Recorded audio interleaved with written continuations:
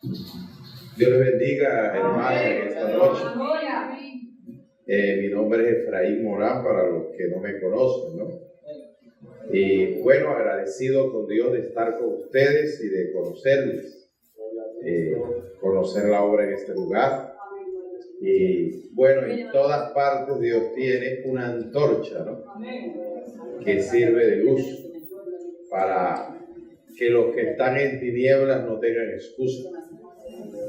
No siempre la obra de Dios sirve para que la gente cambie, sirve como testimonio también para el propósito de Dios es que la gente cambie. Vamos a tomar un pasaje, hermano, en esta noche en el libro de San Juan, o Evangelio según San Juan, capítulo 11, versículo 43. San Juan 11, 43. Ubíquese allí. San Juan 11, 43. ¿Está ahí?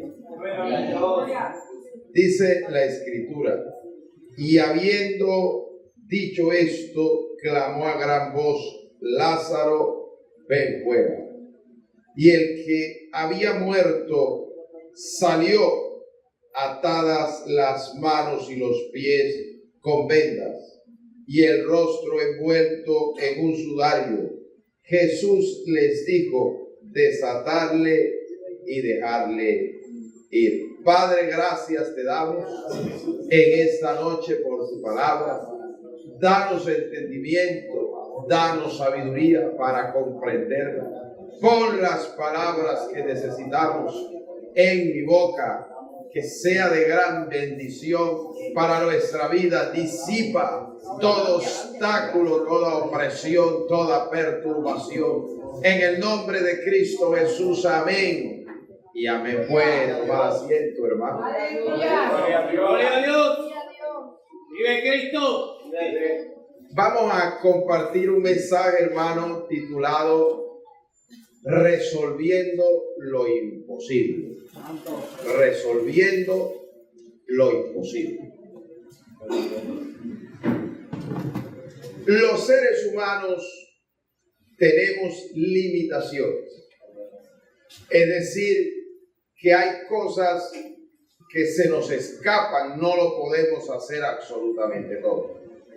Pero tenemos también capacidades, y esas capacidades han alcanzado muchos logros.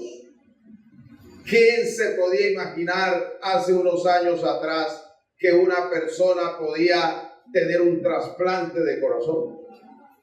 O que el ser humano podía salir de la Tierra y pisar la Luna, y todavía están pensando cómo llegar a Marte o ir mucho más allá.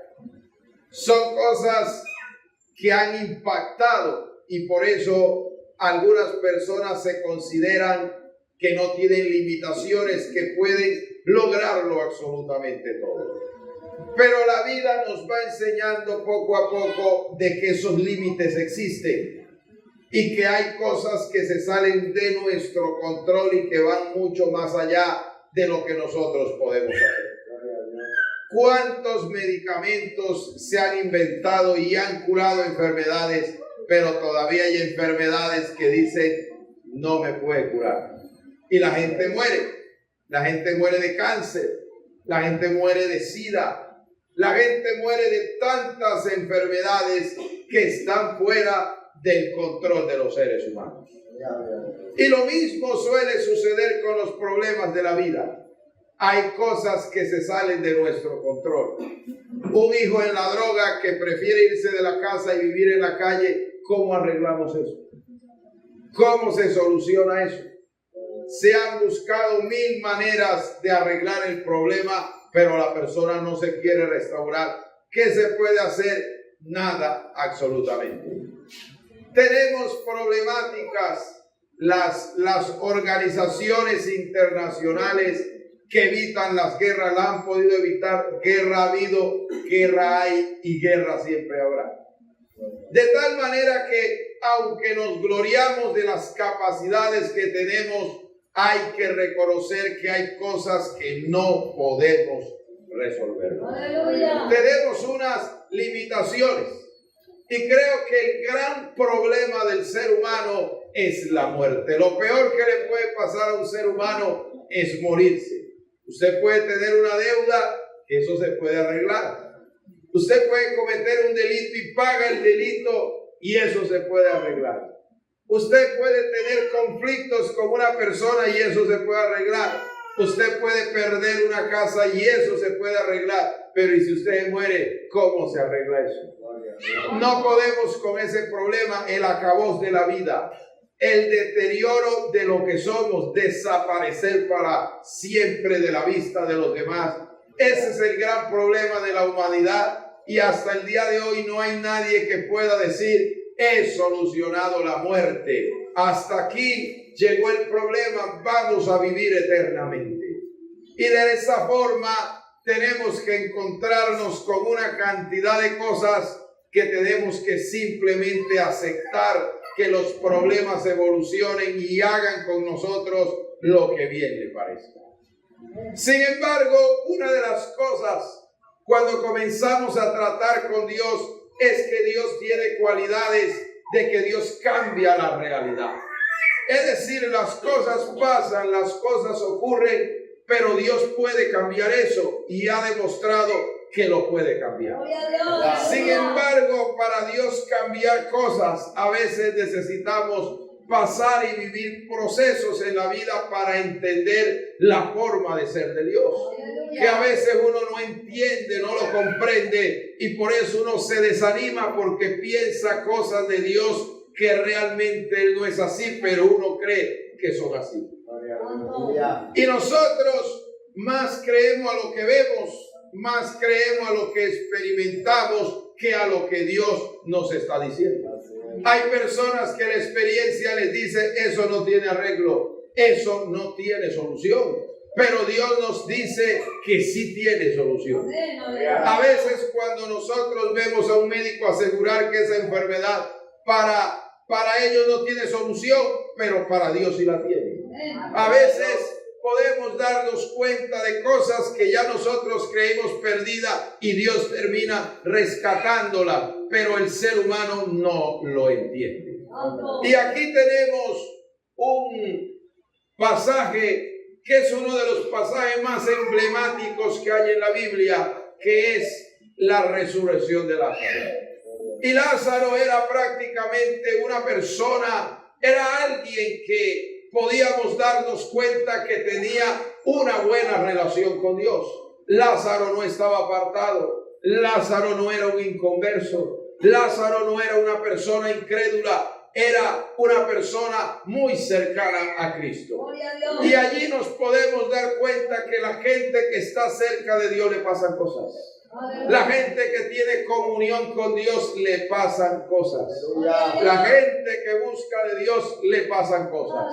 A veces uno quisiera estar en una burbujita donde no entrara un dardo del diablo, donde no hubieran problemas, donde no hubieran luchas, donde no hubieran dificultades, y eso es una mentira.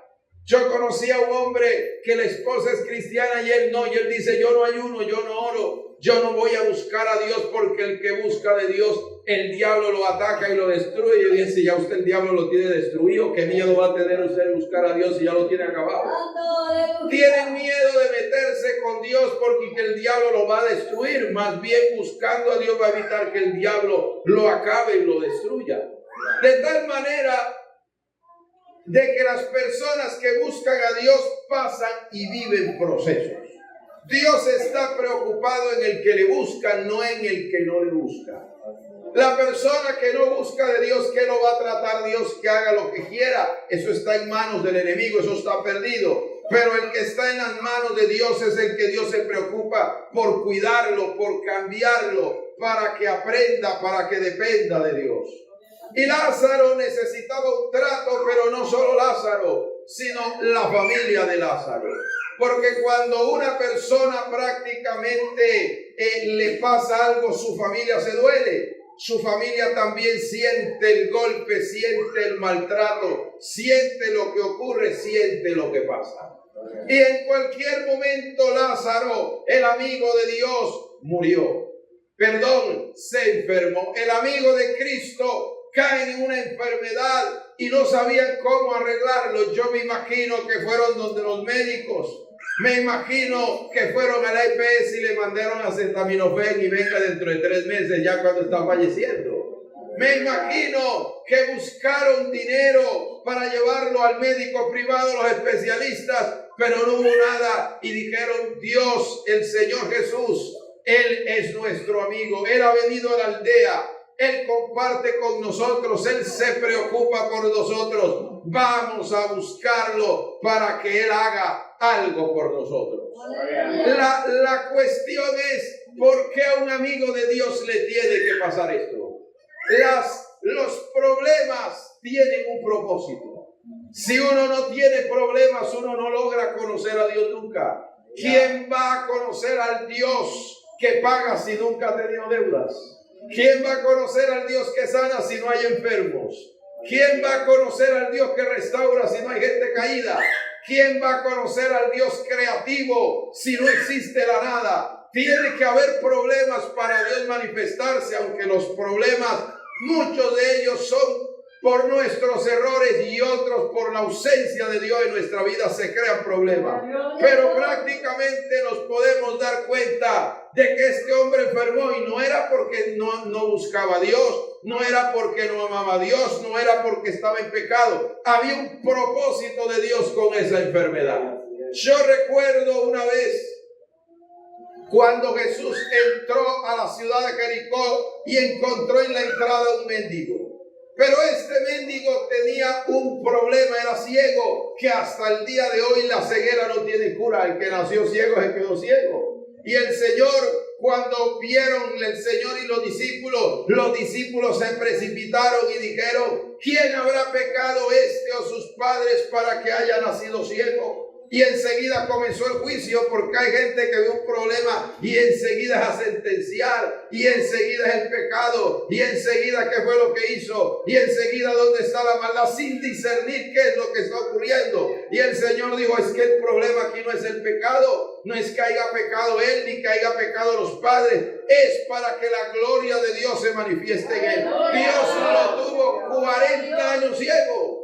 40 años, dice, pero qué castigo. ¿Para qué? Porque es que hay gente que quiere que Dios lo use haciendo milagros. Hay gente que quiere que Dios lo use sanando enfermos. Hay gente que quiere que Dios lo use restaurando gente. Pero a veces Dios lo usa uno cuando uno tiene problemas, cuando uno tiene conflictos, cuando uno tiene dificultad. Eso sirve para proyectar a los demás. Y el Señor les dijo: les voy a dar 40 años que rectifiquen, que reúnan todas las pruebas, todos los diagnósticos médicos, que guarden toda la información, que todo el pueblo se dé cuenta que este está ciego, que no es una mentira, que no es una función, que no es simplemente para nosotros inventar un engaño, que puedan verificar que es ciego y se ponía en la puerta durante todos esos años y ya la gente lo conocía. Ya la gente sabía el vacío que había en la cuenca de sus ojos. Ya los especialistas del pueblo sabían que eso no tenía remedio. Ya estaban cansados de dar exámenes y veredictos que no se podía curar absolutamente nada. Y aquí podemos observar que el Señor escupe en tierra y prácticamente hace lodo y se lo pega, lo manda a un estanque y viene viendo. Cuando Él viene viendo, el pueblo se revoluciona y el pueblo comienza a decir: pero es que tiene los mismos ojos, es que es el mismo mendigo, pero hay algo diferente en él que ahora ve. Y el que nosotros conocemos, al que nosotros le damos la monedita, El que nosotros saludábamos en la puerta todos los días no veía, pero este ves igualito una fotocopia, y el pueblo estaba confundido y estaba perturbado. Lo hermoso de Dios es que el ser humano prácticamente, cuando Dios hace en él, el cuero queda igualito, la cara queda igualita, el cuerpo queda igual, pero lo que Dios hace, ahí está la diferencia. ¿Dónde estaba la diferencia? En los ojos que Dios había creado. Eso era un milagro que había ocurrido, que nadie lo podía negar, que nadie podía decir es falso, le pagaron, eso fue una persona que está inventando algo. Ese pueblo se dio cuenta que había un problema, que Dios tenía un propósito con él, demostrarle a los especialistas, demostrarle a los medios, demostrarle a la gente, que decía que eso no tenía remedio, que hay un Dios de lo imposible, que hay cosas que el hombre no hace, pero que hay un Dios sobrenatural en los cielos que tiene ese poder y que tiene esa autoridad para obrar. Los problemas tienen su propósito, aún los defectos. Los defectos no son pecados. Si usted nació con la nariz torcida, eso no es pecado, tiene la nariz torcida, ¿qué más? Los defectos no son pecados, pero hasta los defectos los usa Dios. A veces hay personas que uno cree que el que le va a arreglar el problema es la persona que tiene todas esas características perfectas. Y dice, este sí sabe, este es entendido, este tiene la habilidad y me lo va a arreglar. Y a veces, para que la gloria no se la robe el hombre, Dios usa lo más despreciado.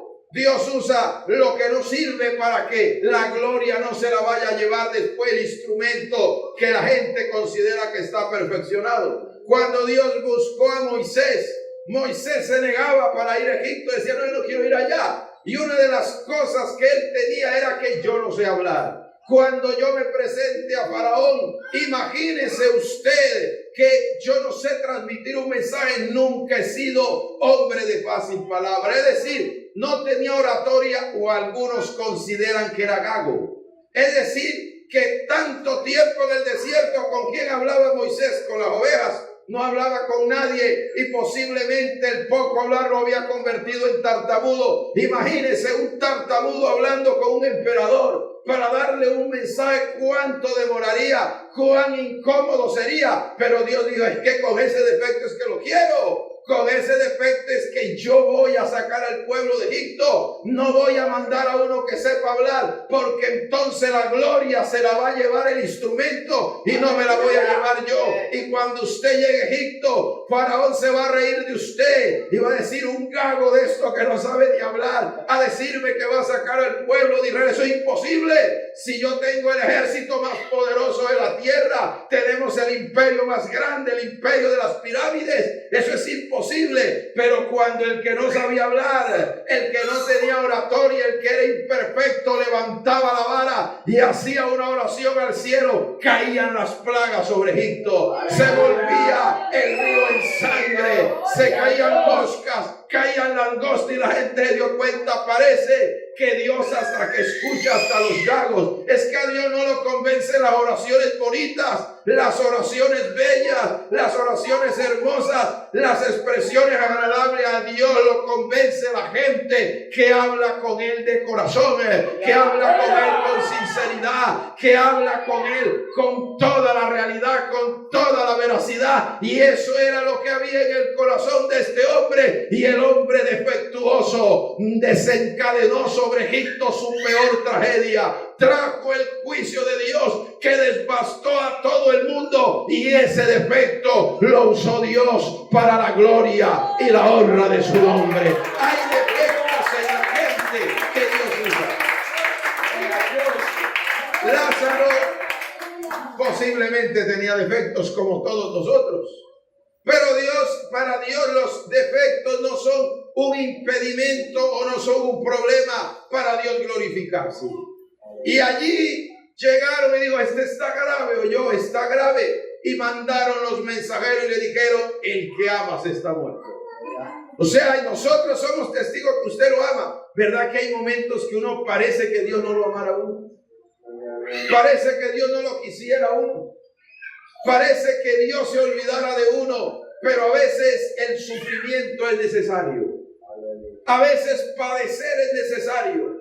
A veces vivir en angustia es necesario, porque las mejores lecciones de la vida se dan prácticamente cuando un ser humano, hermano, está sufriendo. Las mejores lecciones no se dan en las fiestas. Las mejores lecciones no se dan cuando hay plata en el bolsillo. Las mejores lecciones no se dan cuando está uno lleno de risas, cuando se sufre, que eso queda grabado, eso no se olvida. Eso no se borra de la mente humana, eso prácticamente queda ahí, esculpido, que eso no se aparta. ¿Qué es más fácil borrar, ir a un cumpleaños o ir a un entierro? ¿Verdad que cuando uno se asoma allí al féretro, uno dice, verdaderamente que la muerte existe? Yo hablé con él ayer con él y mire dónde está metido en la caja. Quiere decir que le está diciendo la muerte, es que yo vengo por todo el mundo, no se preocupe que usted esté en la lista. Y todo el mundo como que comienza a sentir la realidad de la vida, pero el que está en el cumpleaños no le presta atención a eso, está en la alegría y en el gozo, y ahí no hay ninguna lección. La gente que ha padecido y sufrido tiene lecciones imborrables, y Dios necesitaba enseñarle al que amaba una lección. Cuando los mensajeros llegan, le dice, está muerto. Digo, este va a correr enseguida y va a preparar el burro y va a envolver la ropa, la va a meter en el maletín y se va a venir con nosotros, porque el que ama está enfermo. Y el Señor le dijo, bueno, ya los escuché, váyanse. ¿Cómo así que nos vayamos? Y váyanse. Váyanse, porque yo tengo mi tiempo para ir allá. Y los discípulos, ¿cómo así? Si el hombre está agonizando. El hombre se está muriendo, el hombre está enfermo, el hombre está padeciendo. Y el Señor prácticamente se quedó 2 días más. Lo que está dando a entender la Biblia era que Jesús no reaccionó inmediatamente, porque Dios tiene su tiempo para operar. Hay momentos que uno siente que Dios lo dejó, pero es que no ha llegado el tiempo de Dios, no ha llegado el momento de Dios. Hay gente que está en un padecimiento económico y es Dios a veces tratándolo. Es que le suelto una moneda y usted se vuelve loco. Le suelto plata y en vez de ir a comprar ropa va a comprar un celular. Si le suelto plata, entonces ya quiere mirar al de al lado, porque como arregló la casa, ya el vecino lo mira mal. Entonces, como usted no sirve para tener el plata, tengo que procesarlo primero para que cuando el dinero llegue no se me pierda, no se me condene, no se me destruya. Y a veces cuando uno está en ese procedimiento, siente que Dios lo ha dejado y que yo tengo mi tiempo y mi momento para orar. La gente que no espera el tiempo de Dios, que busca las cosas a su manera, no, yo no voy a esperar todo eso. Yo no voy a esperar todo ese tiempo, yo quiero eso, es ahora. Los he visto por ahí lamentándose. Usted no ve los que se quieren casar. Tienen 20 años que me está pitando el tren. Si usted no le han quitado los pañales, todavía el babero lo tiene encima. Todavía le están dando tetero. No aprendió a fritar un huevo y que se quiere casar. No aprendió a lavar la ropa y creen que el tiempo y están acelerados y no hay quien los ataje. Y después que lo ve uno casado con la carita arrugada. Ah, no, pero usted decía que era el tiempo que había llegado y se han dado cuenta que metieron las de caminar. Se dieron cuenta que era tiempo más bien de estudiar, de aprender, de estar en la casa, pero por andar de precipitados, por andar de acelerados, ahora están metidos en un cuento y vienen las excusas que no me advirtieron. Mis padres no me dijeron nada, lo que faltó fue amarrarle la pata ahí a la pata de la mesa. Lo que faltó fue eso, pero en su desesperación hicieron algo que Dios en su tiempo todavía no quería hacer. Todo aquel que se precipita y se adelanta el tiempo de Dios tropieza, y el Señor dijo, no es tiempo. Hay que dejar que el problema se consuma. Hay que dejar que la enfermedad lo mate, y cualquiera dirá, pero el Señor no tiene corazón. ¿Cómo así? Hay que dejarlo que la fiebre haga su trabajo. Hay que dejar que fallezca. Hay que dejar que los endechadores lleguen. Hay que dejar que la gente llore. Hay que dejar que la gente sienta dolor en su corazón. Porque el Señor sabe cómo tratar con nosotros, aunque parezca duro y aunque parezca difícil. Y entonces hay que aprender a esperar el tiempo de Dios. Recuerdo que cuando estaba en las bodas de Caná, el vino faltó. Y este es un pasaje polémico porque decía, hermano, y si Dios condena el alcohol, ¿por qué Jesús convirtió el agua en vino? Pero eso en el Antiguo Testamento no era condenado, porque Jesús vivió bajo la ley. La gracia comienza después de la muerte de Cristo. Y antes de la ley, el único que Dios consideraba que no podía tomar vino era el del voto nazareo. Por ejemplo, Sansón tenía voto nazareo. Jesús no tenía voto nazareo. Jesús era de Nazaret, que es diferente. Pero Jesús no tenía voto nazareo. Y allí es cuando prácticamente él convierte el agua en vino, porque era legal todavía. Después Pablo, que desarrolla la doctrina, comienza a hablar de los alcohólicos y de los borrachos, que son cosas distintas. Pero anteriormente se podía. Segundo, ese vino estaba reciente. Quiere decir que no había pasado un lapso de tiempo para que se consumara el alcohol y la gente se embriagara. Quiere decir que no era un vino tan dañino. Y el Señor, cuando María, que estaba en la fiesta, le dijo, no tienen vino. Como quien dice, arréglenos el problema, porque las bodas demoraban 7 días. Es decir, que el que se iba a casar tenía platica. No es como la gente de ahora y que de aquí de la boda, ¿para dónde va? Para la casa de la suegra. Los limpios no se casaban, como así que va donde la suegra.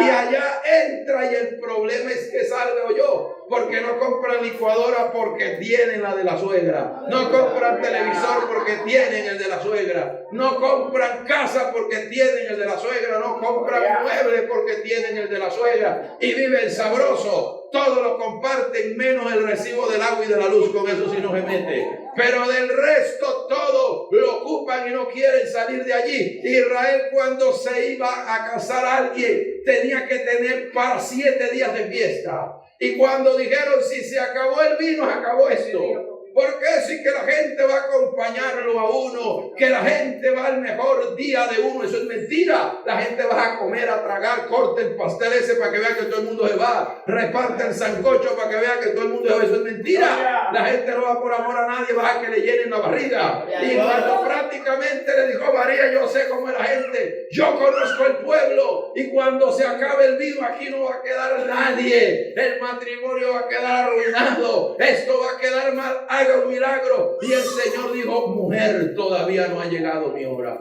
Es decir, yo no voy a resolver esto ahora, eso se resuelve en el tiempo de Dios. Pero está el desespero, está la angustia, está que cree uno que no se va a resolver absolutamente nada, pero Dios sabe hacer las cosas en su tiempo. Y cuando llegó el tiempo de Dios, el Señor le dio una orden a los sirvientes, vayan y llenen las tinajas con agua. Y fueron y las llenaron con agua, y mientras ellos caminaban, ocurrió el milagro, se convirtió el agua en vino. ¿Sabe qué provoca un milagro de Dios? Caminar en obediencia. Hay gente que quiere provocar un milagro.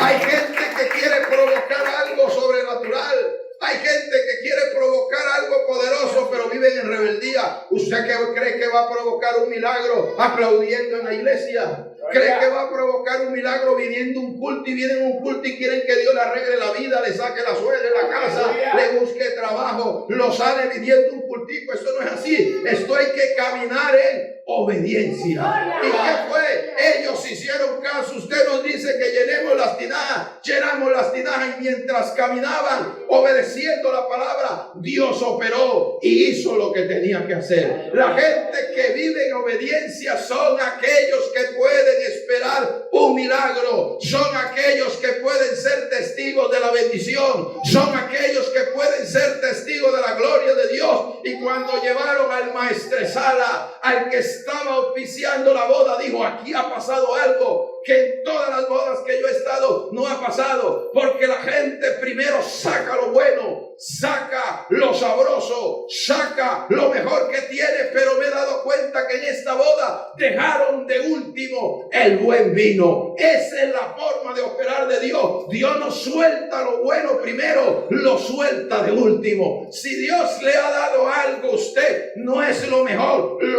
está por venir, porque la palabra nos dice a nosotros que la gloria postrera será mayor que la primera. Quiere decir que a medida que va pasando el tiempo, Dios va haciendo algo mejor que lo que ha venido haciendo. Dios comenzó haciendo el mundo con la luz, separando las aguas de lo seco, y de último hizo el hombre. Lo último estuvo primero o estuvo después. Estuvo de último a medida que avanzaban los días hacia algo más complejo. Hay que esperar el tiempo de Dios. Jesús se quedó 2 días y como Lázaro estaba 2 días, 2 días que se queda y 2 días caminando eran 4. Cuando Jesús llega, el Señor se da cuenta que Lázaro estaba muerto. Lo que da a entender es que los mensajeros cuando salen eran 2 días para llegar donde estaba Cristo. Y 2 días regresando, que fueron los 2 días que Jesús se queda. Cuando los mensajeros llegan, ya Lázaro agonizaba. Si Jesús hubiera corrido, no se hubiera arreglado el problema. Porque cuando el Señor llega, Lázaro tenía 4 días de muerto. Los mensajeros, al devolverse sin el Señor, lo encontraron muerto. Ya Lázaro estaba muerto. Hay personas que están esperando que en su tiempo se arreglen las cosas y usted no va a poder con eso. Tiene que aprender a dejarle el problema a Dios. Gente angustiada, desesperada, usted no puede resolver eso. Si pasó, pasó. Descanse en Dios. Dios sabe por qué permite las cosas. Pero hay gente que se amarra a algo que le ocurrió, ni siquiera se olvidan de eso. Hermano, es que yo antes tenía plata, es que yo antes vivía mejor, ya eso pasó, hermano. Hermano, es que a mí me arruinaron, me robaron, ya eso pasó.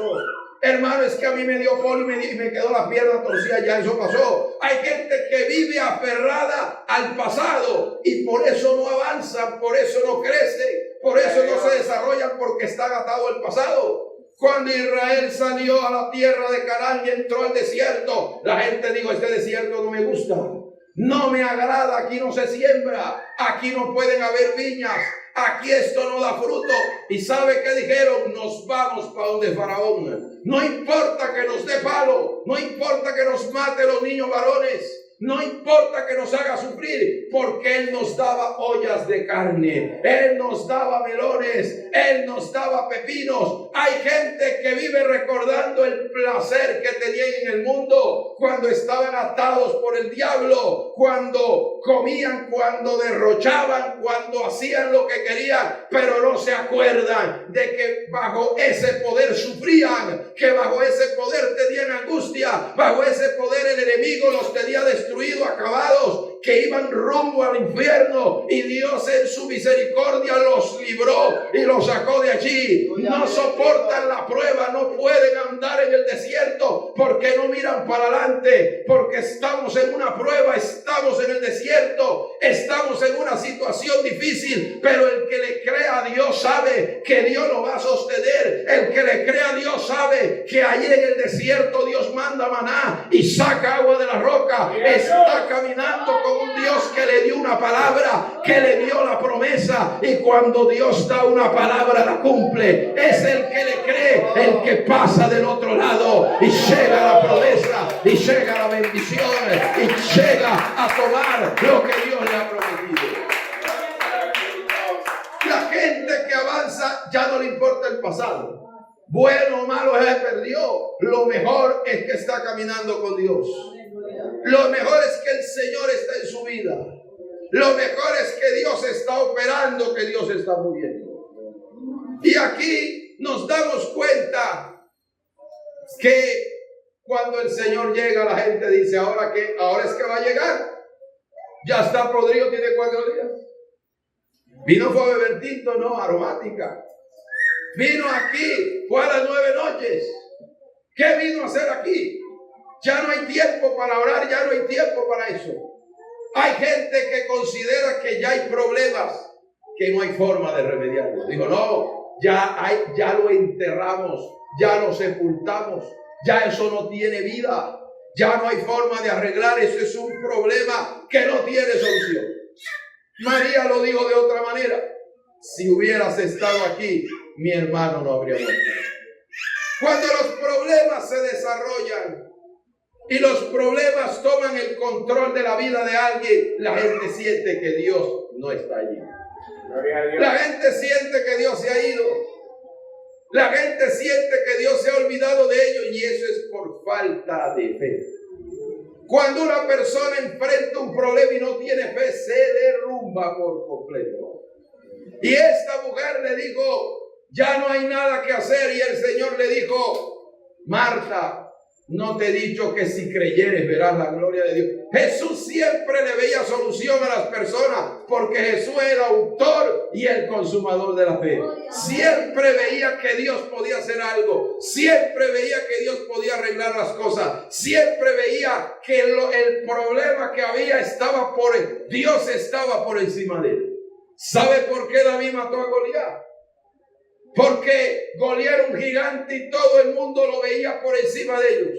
Las armas que tenía Goliat estaban por encima de las que tenían ellos.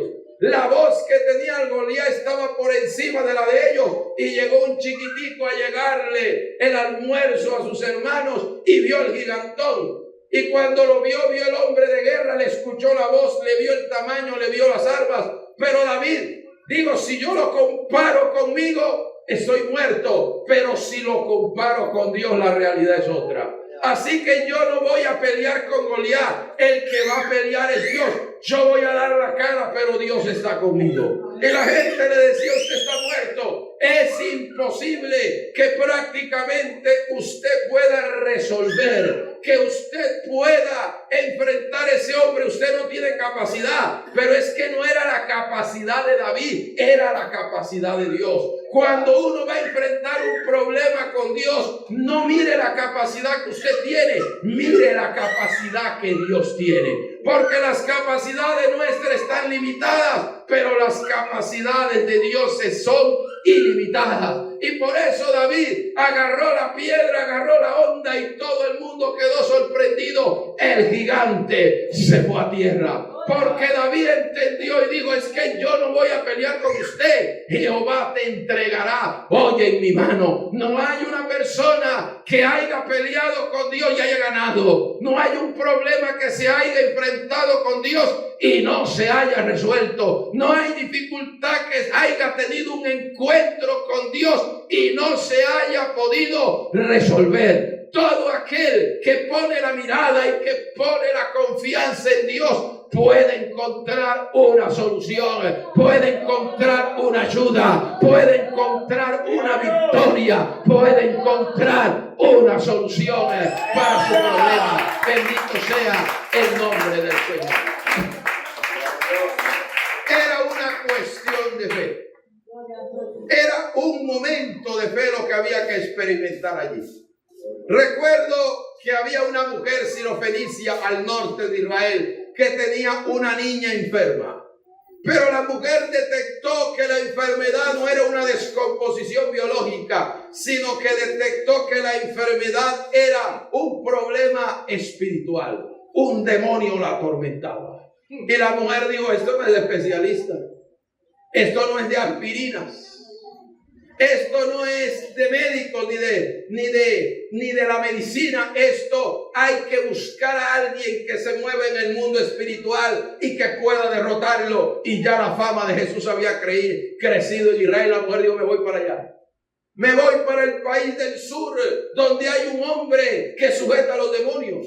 Donde hay un hombre que libertó a un endemoniado en Gádara. Me voy para aquel que enderezó a la mujer cuando entró a la sinagoga. Me voy a buscarlo, y la mujer se fue a buscarlo.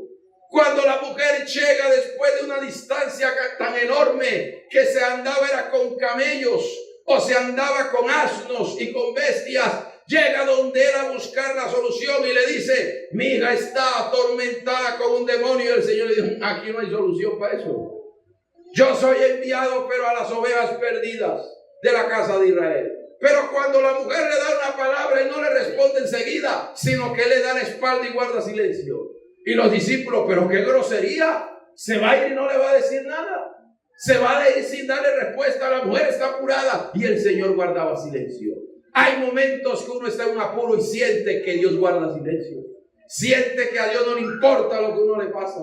Siente que Dios está al lado de uno, que no tiene interés en el suceso. Pero la mujer dijo, aquí tengo dos opciones. Me voy porque no me quiso atender, o me agarro más de él. Y la mujer dijo, ¿y para dónde me voy a ir? ¿Para dónde voy a encontrar socorro? ¿Para dónde voy a encontrar ayuda? ¿Para dónde voy a encontrar quien meta la mano si este es el que me puede ayudar? ¿Y qué hizo? Se agarró y se fue tras de él dando voces. Y los discípulos, ya está fastidiosa, ya está cansona, resuélvele, porque está detrás de nosotros y ya no lo aguantamos. Y le digo, no puedo, porque esta mujer no es hebrea, soy enviado solo al pueblo de Israel. Y la mujer daba voces y continuaba, insistía. Y cuando llegó el momento que el Señor le dijo, no es lícito dar el pan de los hijos a los perrillos, no puedo. Y la mujer le dijo, pero aún los perrillos comen de las migajas que caen de la mesa de sus amos. ¿Sabe que esta mujer se adelantó el tiempo de Dios? Porque para que una mujer sirofenicia, una gentil, recibiera un milagro, tenía que esperar que Pedro le predicara a Cornelio, que Jesucristo muriera y después de los años Pedro le predicara a Cornelio y después se convirtiera Pablo y Pablo comenzara a llevar el evangelio a las otras naciones y después de todas las naciones llegaran los primeros misioneros a Fenicia y allí le predicaran la palabra y tuviera derecho a esa sanidad. Ya esa niña se hubiera muerto. Pero ¿qué hizo la mujer? Que la mujer tenía una cualidad que la llevó a insistir, que la llevó a perseverar, que la llevó a humillarse, que la llevó a no desprenderse, que la llevó a ver que el Señor tenía la solución y que ahí había respuesta a pesar de los pormenores y a pesar de los actos de indiferencia. Que el Señor cuando la vio dijo, mujer, grande es tu fe, hágase contigo como tú quieras. La gente que ha aprendido a creer a Dios insiste, insiste y sigue insistiendo y no se desprende, y esa gente encuentra la respuesta, esa gente encuentra la ayuda, esa gente encuentra la mano de Dios en su vida.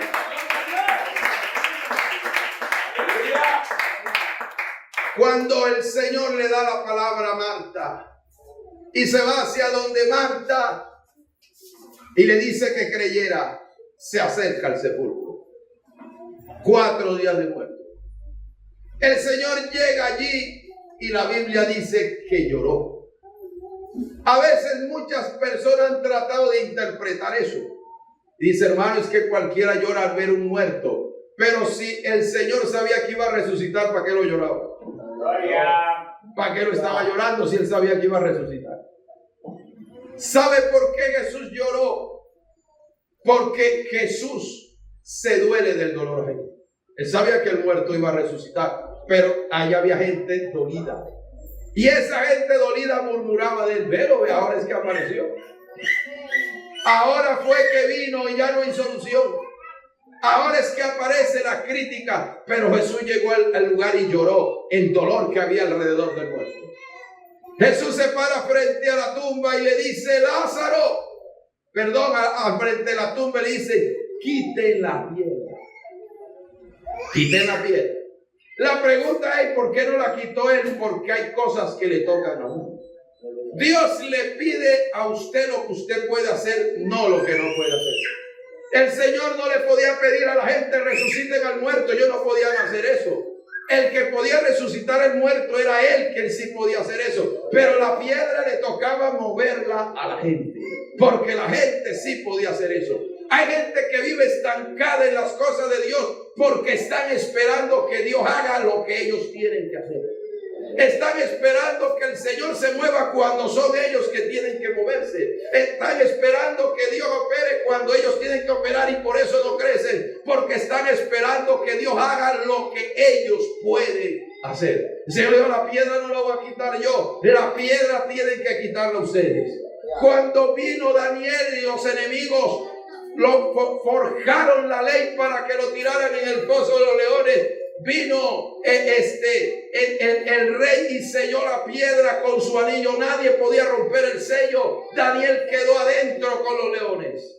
Al otro día tenían que ir a verlo, pero la piedra no la quitó Dios. Darío mandó a quitar la piedra. ¿Qué fue lo que hizo Dios? Librar a Daniel del foso de los leones. Dios no mandó el ángel a rodar la piedra. Dios mandó al ángel a cuidar a Daniel de los leones, porque el rey era quien podía mover la piedra. Pero las mujeres, cuando fueron al sepulcro de Cristo, los discípulos estaban llenos de miedo y se acercaron con las especias aromáticas y dijeron: vamos a ungir el cuerpo del Señor para que no se pudra. Y los apóstoles estaban llenos de miedo. A ustedes van para allá y ustedes no se dan cuenta que eso está lleno de soldados y que nos están buscando para matarnos, y ustedes van a dar papaya para que las maten a ustedes, que estar escondidos, que esto está feo. Además, supongamos que los soldados no le hagan nada, y la piedra, ¿quién se las va a quitar? Ustedes, que no pueden ni con el sartén de la cocina, y va que van a quitar piedra ustedes ni que nada. ¿Qué van a hacer con los que eran para allá? Y las mujeres dijeron: no sabemos.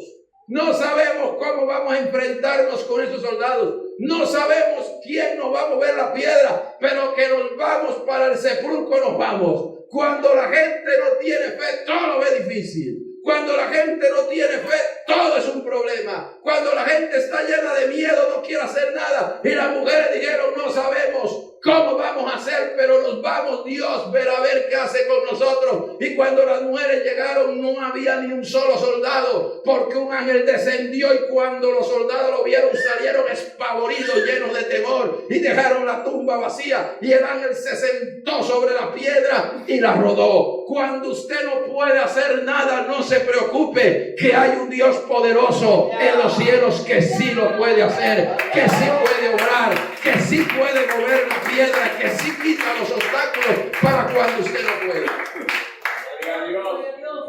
Y llegó el Señor y quítenla, y vinieron los pretextos. Pero es que tiene 4 días. Pero es que están hediondos, no se han muerto y están hediondos. Por aquí, por aquí, por aquí, por todos lados.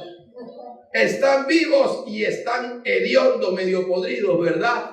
Ese aliento de la mañana mata mosca, ¿verdad que sí? Todo lo que bota, cuando usted va al baño, no me diga que bota flores, tremenda hediondera, estamos vivos y estamos podridos. Pero imagínese muerto, 4 días explotado. Yo me imagino esa barriguita planita que se cuidaba Lázaro, ¿verdad? Planita para que no se viera barrigón, los gusanos brincando, ñau, ñau, dándole dientes. Ese cerdo, ese lomito que a usted le gusta engordándose para que el gusanito dure más, brincando ahí cuando tenga que comérselo. Todo era un festín lo que había dentro de Lázaro. Tiene 4 días, una pudrición lo que hay adentro. ¿Cómo se le ocurre que vamos a quitar la piedra? El Señor, si no quitan la piedra, no resucita el muerto. Nosotros a veces obstruimos lo que Dios quiere hacer.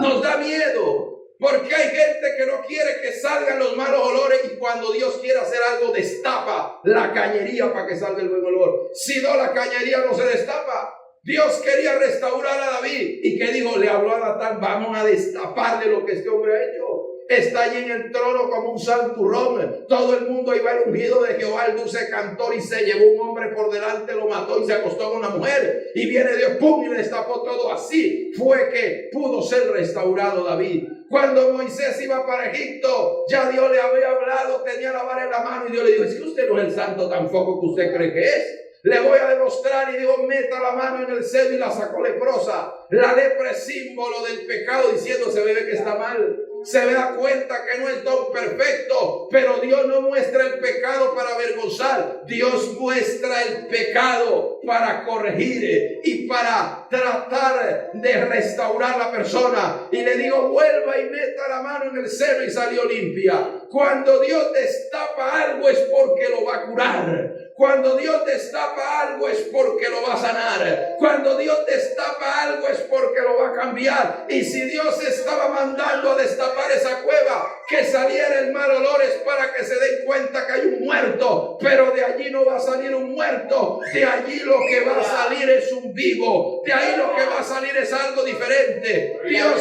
le da una palabra a Ezequiel y lo lleva en visión al monte del valle de los huesos secos. Y cuando llega, ve un cementerio y le dice: Ezequiel, ¿qué ves? Y dijo: un montón de huesos secos, pero en gran manera. Si esto no murió hoy, estos huesos se ve que tienen una época remota de estar aquí, que la vida desapareció, que esto murió, que esto ya es prácticamente un terreno donde la vida no existe. Y Dios le lanza una palabra y le dice: tú que dices, Ezequiel, resucitarán estos huesos. Y Ezequiel conocía a Dios y veía la huesamenta seca, pero él conocía a Dios y dice: usted lo sabe. En pocas palabras, si usted decide darle vida, ellos van a resucitar. ¿Cómo? No lo sé. ¿Con qué poder? No lo sé.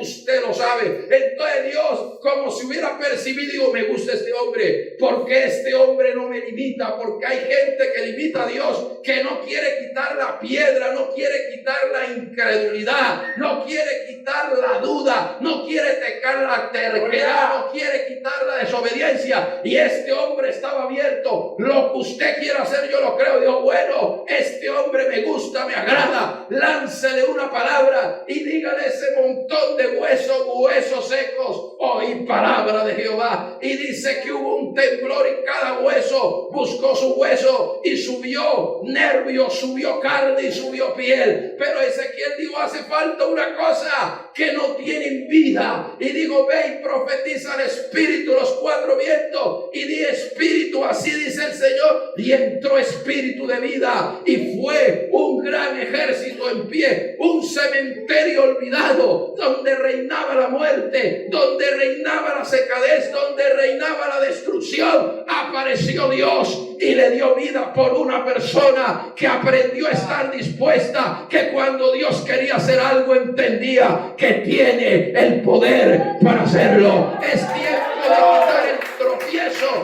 y de quitar la piedra para que Lázaro salga, para que lo imposible se haga posible. Alabado sea el nombre del Señor.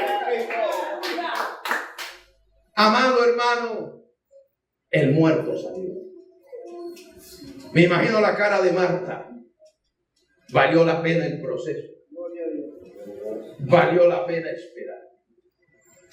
Valió la pena la plaga, la enfermedad. Valió la pena la hediondez. Todo el mundo vio el muerto. En aquel momento el concepto de Dios cambió para esa población. Jamás se había resucitado un muerto de 4 días.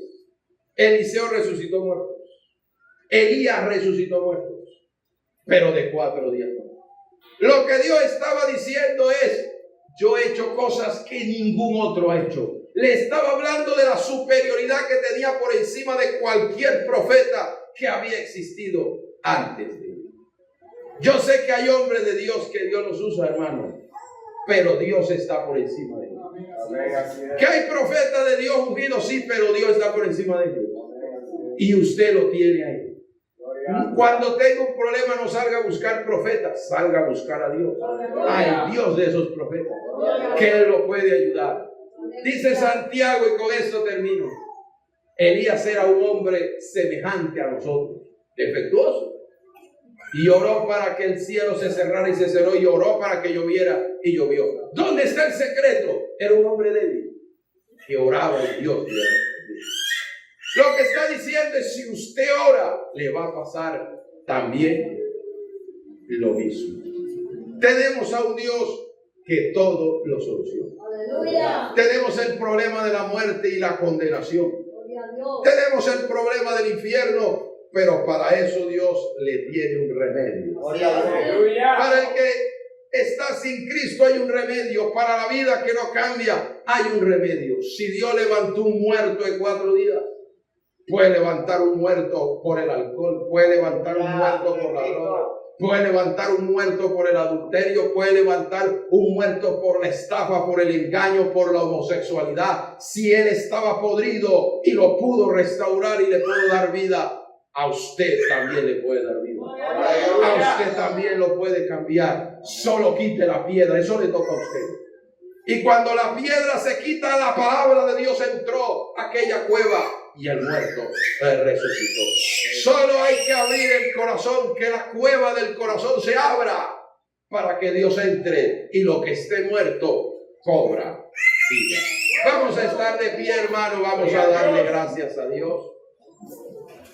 Yo le invito a que usted cierre sus ojos, vamos a orar. Amén. Padre que estás en los cielos, te damos gracias. En esta hermosa noche hemos compartido tu palabra.